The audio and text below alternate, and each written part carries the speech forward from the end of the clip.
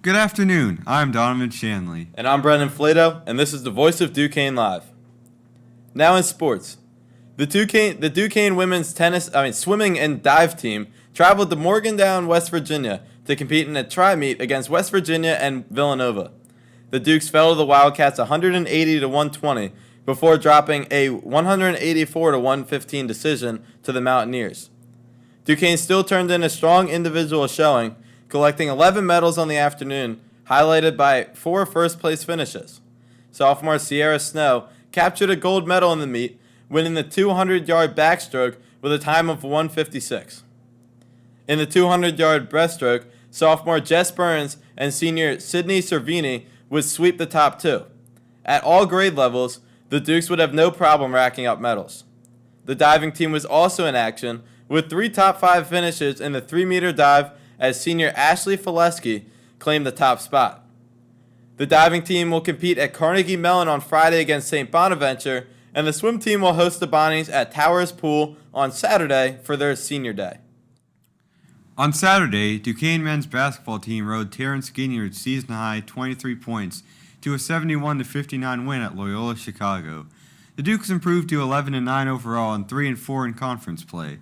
After losing a 23-20 lead that they held in the first half, the Ramblers trimmed their deficit to 49-47 with 9:32 left to play.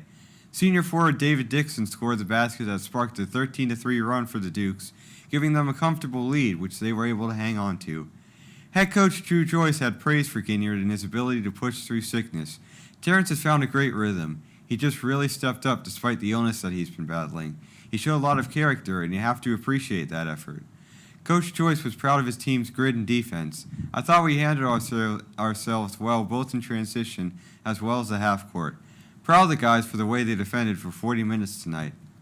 Afterwards, the Dukes head home for our home games on Wednesday and Saturday, hosting St. Bonaventure in Rhode Island.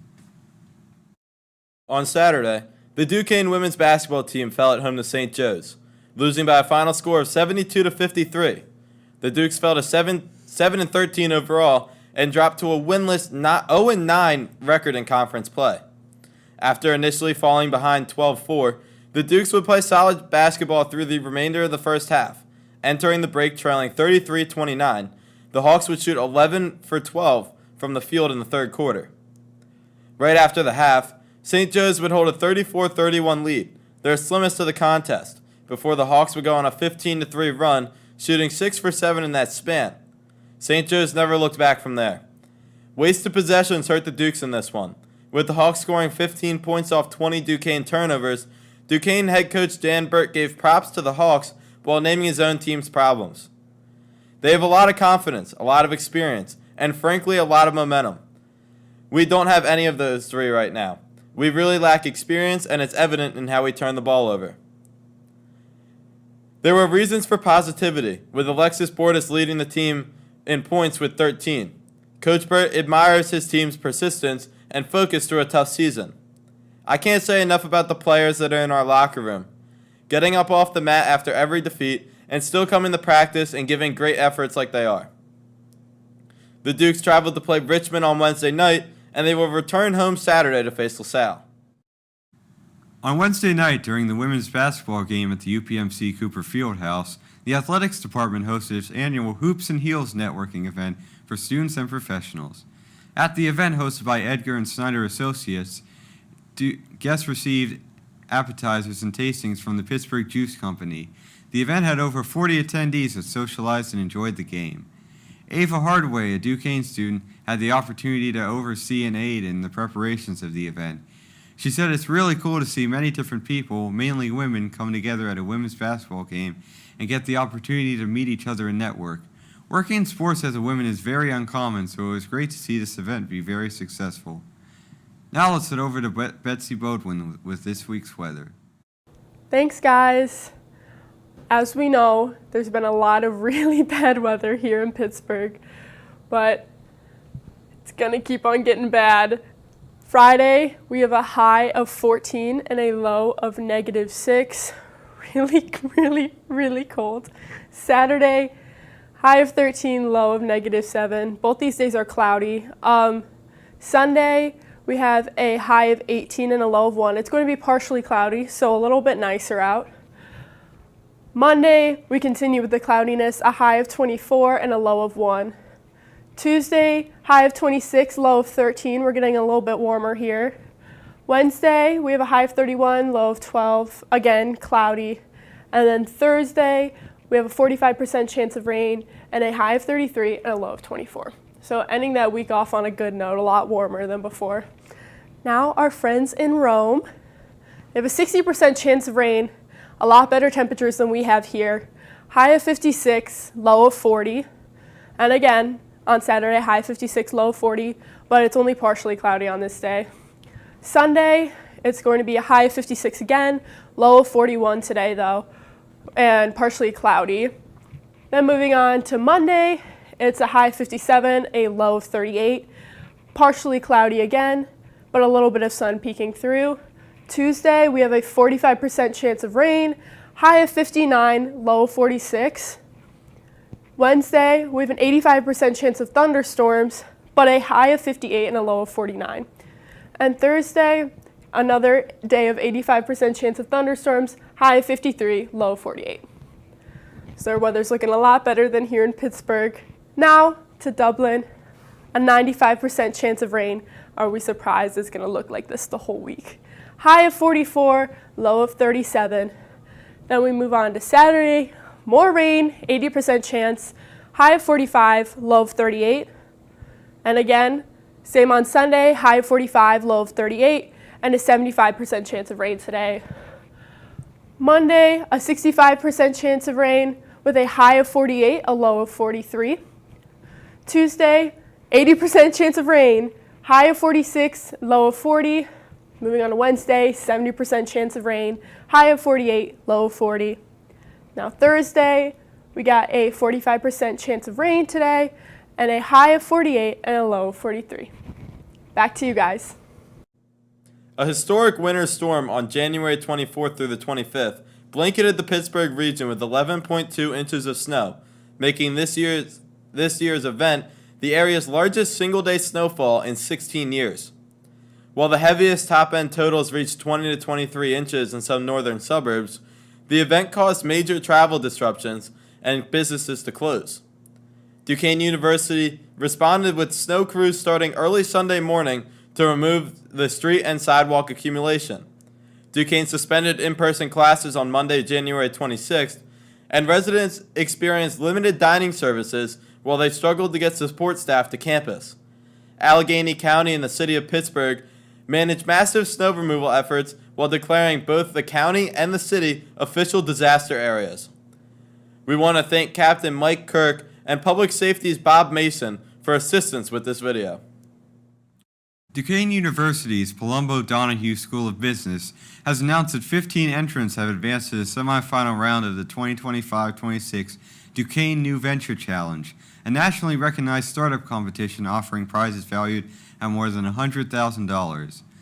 Now in its seventh year, the challenge is a high-impact three-stage competition designed for aspiring entrepreneurs looking to launch or grow a business with a commercial or social mission. During the first stage of the competition, entrants submitted a written business summary along with a 1-minute video elevator pitch. Semifinalists were selected by a panel of expert judges who evaluated submissions based on the strength of the management team, problem or opportunity addressed, proposed solution, target market, implementation strategy, business model, financial outlook, and potential exit pathways. The business school said that they received a record-breaking 153 entries for the 2025-26 challenge. Since last year, entries from Duquesne students and or alumni increased by 25%, while entries from other universities increased by 23%. Dr. Dean McFarland, the dean of the business school, said, "It is especially gratifying to see so many Duquesne student teams representing the School of Business and School of Science and Engineering among this year's semifinalists. Entrepreneurs have the power to improve our world, and these are advancing, compelling, difference-making ventures." Semifinalist teams must submit an executive summary, a short business plan, and a 5-minute video pitch to advance in the competition. Once submitted, each semifinalist team will receive $1,000 in prize money. The quality and creativity of this year's DNVC entrants are exceptional, said Stacy Allfoot, who is the director of the Center for Excellence in Entrepreneurship. Offit continued saying, "The strength of their ideas and the thoughtful execution behind them speak to the growing visibility and impact of the DMVC's role as a development platform for entrepreneurs in the region and across the country." Up to 5 finalist teams will be selected to advance to the third and final stage, competing for $41,000 in cash prizes, including a $20,000 first place award and valuable professional services. Finalists will also gain access to DMVC's partner resources, including Duquesne Small Business Development Center, the Klein School of Law, and the Center for Excellence in Entrepreneurship as they prepare to schedule their ventures. Finalist presentations will take place in person at the Louis D. Mallet Entrepreneurship Zone in Rockwell Hall, with winners announced at an awards reception in April 2026. Last year, Duquesne student Madison Fitzgerald attended a Groundhog Day event and absolutely loved it. "We had a blast. It was very cold, much like today. So Madison and her friends that helped set up the event made sure it would be indoors. It would end up being in the Union Night Spot on Tuesday night. Students were able to do arts and crafts, have snacks, eat out of groundhog pudding cups, and learn more about Groundhog Day. We wanted to have an event for Groundhog's Day, a Pennsylvania tradition, without people having to travel to Punxsutawney." She was very happy with the turnout. With about 50 to 60 students showing up, the vibes were upbeat, and students were able to have a fun time on a very cold Tuesday. "I was thrilled with the turnout. This was great for a night with -2-degree wind chill. It's safe to say that the event exceeded everyone's expectations." Harry Styles, a well-known British singer, songwriter, and performer, has recently announced his 4th solo album titled Kiss All the Time, Disco Occasionally. This is Styles' first album release since Harry's House in 2022. Fans are incredibly excited and anxious for this release, which will be on March 6th. The first single of this album has been released already and is titled Aperture. Prior to its release, some lucky fans were able to listen to it at select record stores. Since its release, many fans are excited due to this new era of Styles' music, where he depicts levels of disco-style instrumentals. Student Ava Stepp stated, "I like the new song, and she is excited to see what the rest of the album is like." Student Madison Breton expressed her thoughts on it, saying how she likes the new single, however it isn't her favorite one of his. Further, Styles has also announced a world tour titled the Together Together Tour, which involves 6 nights in Amsterdam and London, 2 nights in Sao Paulo, Mexico City, Melbourne, and Sydney, and a 30-night stretch at Madison Square Garden in New York City. Many fans are scared of the sale of tickets, which they are calling the Ticketmaster War, so if you have a friend who's a fan, offer them your support because they're going to need it.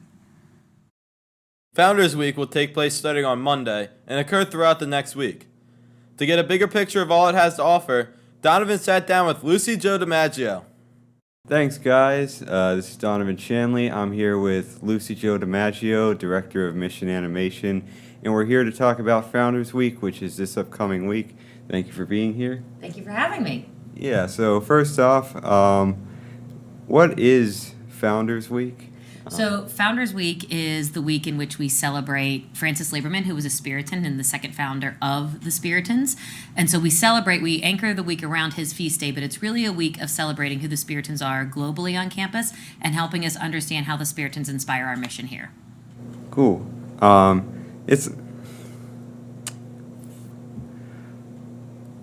we restart that? Yeah. That's okay. Yeah, Hey, can I correct you on my title? Is that bad? Okay. Yeah. So whenever you want to start, we're rolling. Okay, all right.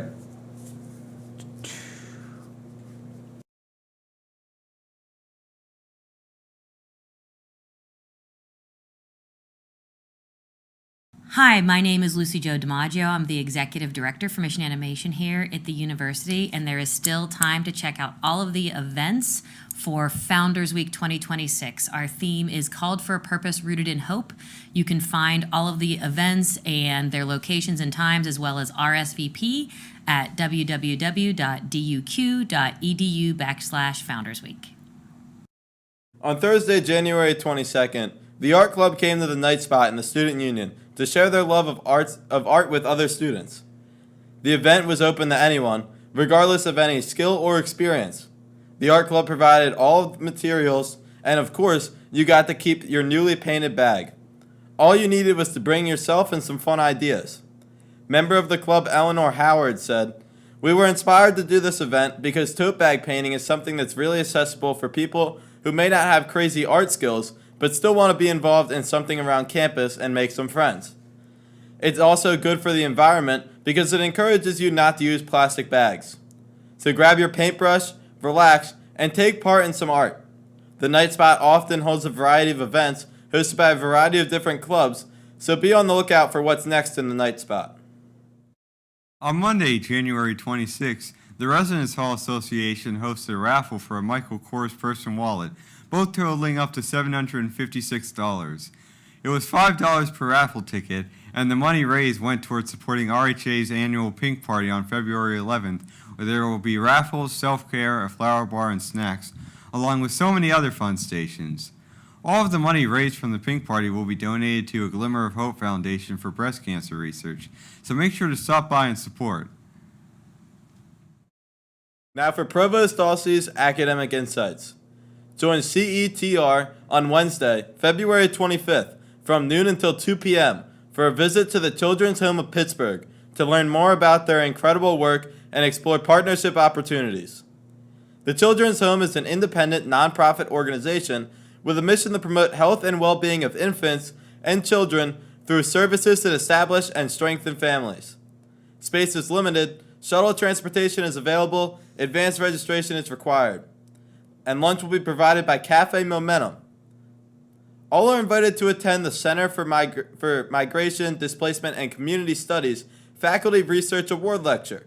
This year's recipient, Dr. Min Geiger, Assistant Professor of Management in the Palumbo Donahue School of Business, will be giving her lecture, Non-Native English Speakers in the Workplace, Past, Present, and Future, in the Africa Room on February 26th from 1:30 until 3:30. The lecture is open to the public and refreshments will be served. Register now to participate in our 7-week online asynchronous professional development course, where you can learn about effective online teaching practices and strategically develop or redesign content for an online course. The spring course runs from February 2nd to March 22nd. FOTL is a valuable resource to both new and experienced online course instructors. Be sure to sign up soon to reserve your spot. For upcoming events at Gumberg Library, a brief information session for faculty members interested in applying for the 2026 Open Education Teaching Award. This award goes to a faculty member who utilizes open educational resources in at least one course on campus. Please attend this session virtually on February 4th from 2 to 2:45 p.m. to learn about the application timeline, requirements, and judging criteria. Other events next week are the next DUQ search on the 5th floor of the Gumberg Library on February 4th from 2 to 3 p.m., and Access Medicine and More, a virtual event happening from noon to 1 p.m. on February 5th. Stanley. And now for our interview with Lucy Jo DiMaggio.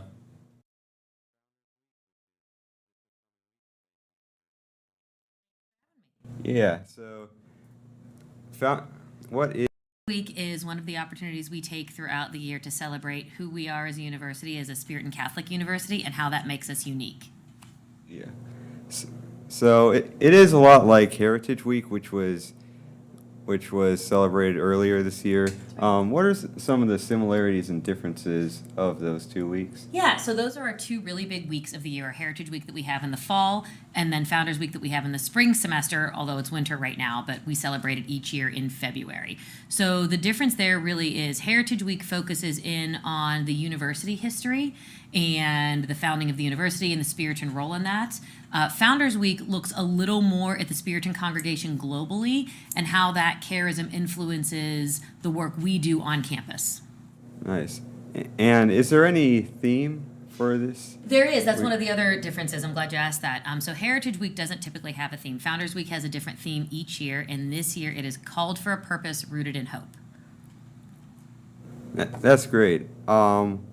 Are there any new events that are happening? Yeah, we throw in a couple of new events each year. There's always some events that stay the same.